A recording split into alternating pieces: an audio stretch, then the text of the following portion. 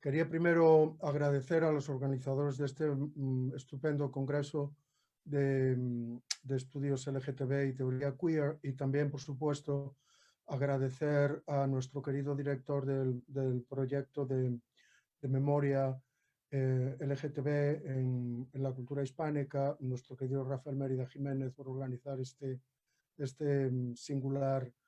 singular mesa en este congreso virtual. Me encantaría poder estar en México. México es un país en el que viví un año, adoro México, y sería una oportunidad estupenda para bueno, compartir con todos vosotros y conocernos en persona. Voy a empezar mi presentación. En su monumental Historia cultural del dolor, Javier Moscoso indica que el dolor es tanto una experiencia sensorial y emocional como el resultado de la interacción de elementos fisiológicos, psicológicos y culturales.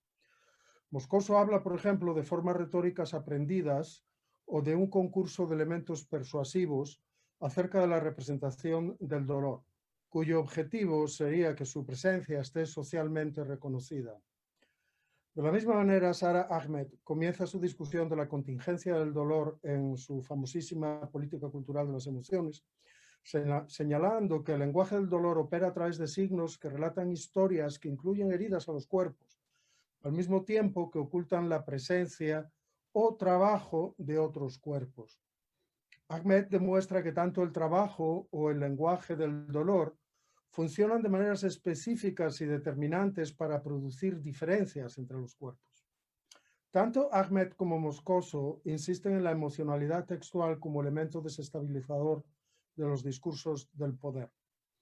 En esta comunicación me referiré a lo que denomino la plasticidad literaria del dolor homosexual, que explicaré luego, para demostrar cómo la representación del dolor en la novela París Austerlitz de Rafael Chirves desmitifica la exaltación acrítica del orgullo gay, a la vez que desvela la presencia de una retórica de la masculinidad que diferencia entre cuerpos y prácticas sexuales, privilegiando a unos y demonizando a otros.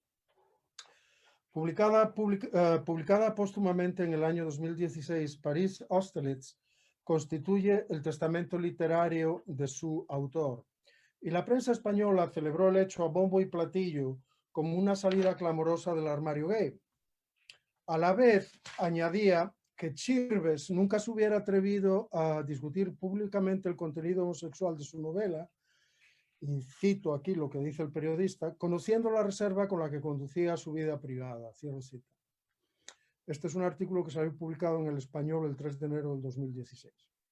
El outing de Chirves en el periodismo conservador tenía algo de venganza contra un autor que no solo había tonteado con el comunismo, sino que había denunciado sin complejos los excesos de las políticas neoliberales y la hipocresía religiosa del españolismo tradicional. Mis sospechas se confirmaron al leer la novela porque no hay absolutamente nada que celebrar en un relato caracterizado por la narración encarnada de la pena, excepto, claro, la brillantez con la que Chirves desmitifica la retórica normalizadora del orgullo gay, precisamente lo que la prensa española de derechas celebraba con un cinismo manifiesto. Porque, en efecto, la novela de Chirves no solo reproduce experiencias que el triunfalismo gay se empeña en ignorar, como, por ejemplo, la internalización de la homofobia o la codificación del deseo o la homonormatividad, sino que nos apremia a reconsiderar de nuevo la implicación de la vergüenza en la constitución de las subjetividades LGTBQ.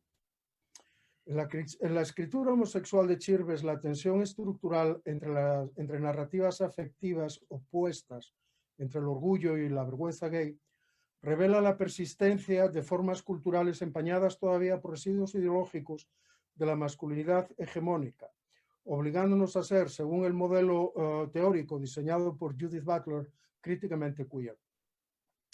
Narrada en clave retrospectiva en primera persona, París Austerlitz cuenta la historia de un joven artista español de 29 años que a finales de los años 80 del pasado siglo abandona el confort burgués del espacio y la empresa familiar en Madrid y se instala en París en busca de nuevos horizontes. En la capital francesa conoce a Michel, un fornido cincuentón de la clase obrera con quien mantiene una tormentosa relación homosexual.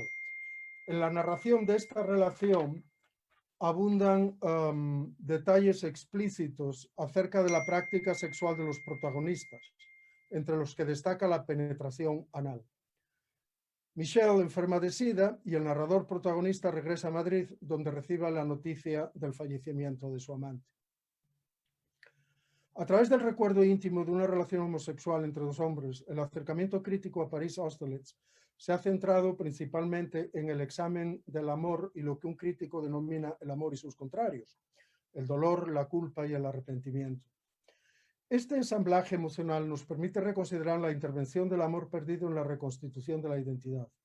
Sin embargo, estas lecturas implican cierto tipo de identificación empática con el protagonista narrador, un enfoque que ha subestimado u olvidado completamente el importante papel que juega el SIDA como tropo de la pérdida.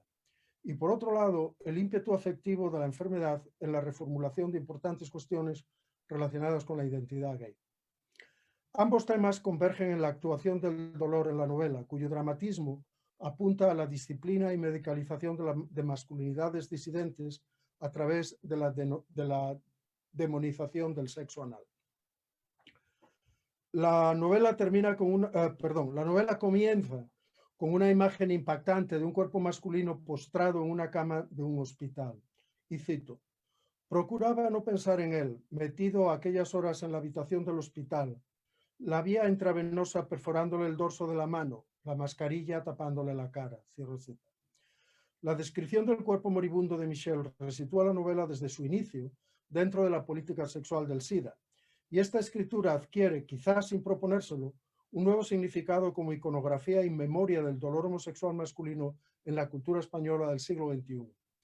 A partir de ese momento, el lenguaje de Chirves también adopta una textura cromática muy significativa que refleja la plasticidad de su escritura. Y con ello me refiero a la capacidad de este autor de articular a través del lenguaje literario el impacto afectivo de la visión característica de las artes plásticas. Obviamente se trata del genio narrativo de Chirves, relacionado con la construcción literaria de su protagonista, un joven pintor español que se instala en el que había sido centro del arte europeo de vanguardia. En cualquier caso, el París de Chirves no es la ciudad brillante y luminosa de la bohemia impresionista o el amor romántico, sino, como indica Javier Lluch Prats, una ciudad plúmbea y mísera, sin destellos. Cierro cita. El narrador nos la describe como una ciudad paralela en la que destacan los depósitos del dolor y la miseria humanas. Desde esta perspectiva, no sería arriesgado localizar el pretexto literario en la Venecia pestilente que describiera Thomas Mann con casi 100 años de antelación y con todas las consecuencias que esta comparación acarrearía, incluido el discurso homofóbico que subyace en la historia de Aschenbach. Como nos recuerda Robert Aldrich en La seducción del Mediterráneo, y aquí cito, es mi traducción del inglés porque esta obra no está traducida al español, creo. La visión de Mann del deseo homosexual en la historia es una interpretación homofóbica tradicional. El deseo se mezcla con el miedo y a veces con un recrudecimiento atávico del salvajismo dionisíaco. La pasión reprimida de Aschenbach está relacionada con el crimen, el vicio y la patología. Es enfermizo y peligroso. El deseo homosexual forma parte de una red más amplia de desviación que infecta los climas del sur, de regiones aún más decadentes, extendiéndose como una peste. A través de la novela y de nuevo en relación con el desarrollo de los dos personajes principales, abundan los contrastes cromáticos y referencias puntuales a la práctica pictórica del narrador protagonista y al mundo del arte en general. Entre ellas se intercalan los comentarios desmitificadores de la pastoral gay, un producto, como dice el narrador, del estado de excepción sentimental que era la enfermedad.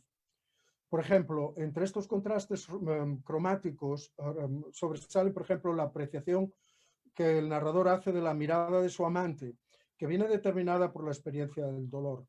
Por ejemplo, los ojos verdosos de Michelle, inmunes durante años al ambiente contaminado de París, se transforman a causa de los desencuentros entre ambos hombres en, cito, un amarillo sulfúreo, en un, cito, furor que evaporaba el verde y ponía azufre en su mirada, el fuego amarillo y frío, inhumano. Por otro lado, también, una vez que ya regresa a Madrid, cuando su amante está moribundo en el hospital en París, nos dice que de regreso en Madrid su trabajo, que está trabajando en, y cito, algo que se parece a una marina, juegos azules, triángulos blancos, cierro cita. Este tipo de trabajo contrasta con lo que el narrador mismo reconoce, y cito, que tendría que pintar ahora aquí, un arte totalmente diferente determinado por la experiencia de la enfermedad y del dolor. Cito, cadáveres que caminan por los pasillos del hospital, llagas como en Greenwald, carnes desolladas como en Bacon, como en Sutton. No lo hago y sé que no lo hago y sé que no lo haré nunca. El rechazo a la representación de la experiencia traumática indica que el narrador habita emocionalmente entre el dolor y la culpa mientras lucha por reconstruir un sentido más estable de sí mismo. Vuelvo a citar, esto es ya al final de la novela, y dice, en mi pintura busco esos chispazos de felicidad que intuyo en Matisse. Sigo pintando marinas, sutiles paisajes otoñales y arquitecturas clásicas, frontones, columnas, escalinatas, grandes espacios bajo la vivificante luz del sur. Pinto sobre todo cuerpos de perfección clásica en el espacio de esos paisajes y ante un decorado de esas arquitecturas que buscaron fijar la belleza. El cuerpo de Michel que me sedujo aparece en algunos cuadros y en un montón de dibujos. El de los últimos días, terrible Cristo yacente de Holbein, prefiero olvidarlo. Cierro cita. El desenlace de la novela, en el desenlace de la novela, la reconstitución de la identidad en estos términos solo podría ser posible dentro de los parámetros ideológicos de la homonormalización, el orgullo gay, que facilita el retorno al sitio de origen. Al final de la novela encontramos al narrador de regreso a Madrid, cómodamente instalado en el apartamento de Bernardo, su amante español, y trabajando en el negocio familiar, en una imagen de dichosa homodomesticidad, adaptándose a los parámetros de la ley del padre, en este caso, el padre gay. Cito, aquí en Madrid cuento con las rentas que me ha cedido mi padre y además trabajo en su empresa algunas horas cada día y dedico el resto del tiempo a la pintura. En el piso de Bernardo dispongo de un par de habitaciones luminosas donde hacerlo. Cierro cita. La luminosidad de Madrid contrasta con la oscuridad de París, transformado en un locus horribilis, caracterizado por la enfermedad y la muerte. La identificación empática con el conflicto emocional del narrador solo puede sustentarse en la negación de la sexualidad anal entre hombres y la reconstrucción de una noción binaria de género legible y claramente diferenciada. En otras palabras, en París Austerlitz, la representación del sexo anal desenfrenado ha tenido un efecto mortal, no solo en el cuerpo de Michel, sino también en el sentido de la masculinidad del narrador. Sin embargo, una lectura atenta a la dinámica sexual en la novela también revelaría que, como argumentan Javier Sáenz y Sergio Carrascosa, y cito, el culo es un espacio político, porque para entender las causas y las condiciones de la homofobia, del machismo y de la discriminación en general, tenemos que entender cómo se relaciona lo anal con el sexo, con el género, con la masculinidad y con las relaciones sociales. Cierro cita. Por tanto, podríamos concluir que en relación con la representación del SIDA en el lenguaje plástico de la novela, el dolor homosexual masculino es emocional y políticamente contingente en la inversión radical de la masculinidad heteronormativa. Gracias.